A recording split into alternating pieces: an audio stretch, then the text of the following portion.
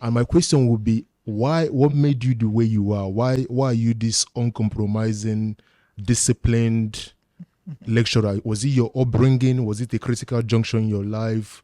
Was it, or is this how you've been since day one? Or at some point were you like, okay, something needs to change? Or what was it really more? They say life is made up of nature and nurture. Upbringing, I think, contributed immensely to the way I am, and probably my own makeup too as a person.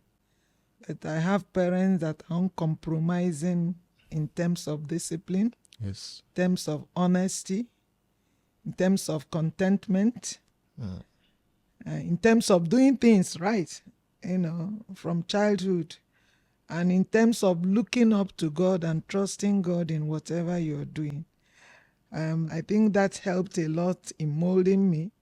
And I would say I was fortunate in terms of the kind of teachers I've had from primary school who have about the same kind of thinking.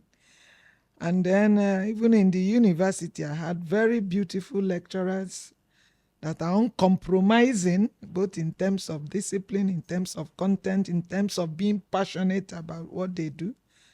I can mention as many of them as possible: Professor Sobie, Professor Nole, and so on, Professor Michael Lisa, late Miriam Ikejiani, and so on. So I think all these factors, have somehow shaped the personality I have and the commitment I have to things. My mom in particular will tell you that nothing beats contentment in life. What you don't have, you shouldn't be,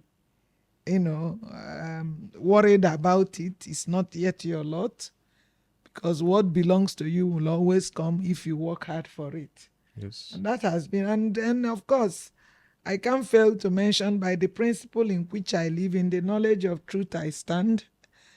What matters in life is truth and honesty, and trusting God and doing His will. So if you have a goal to be back home in paradise one day, you have no other passion than to do things right.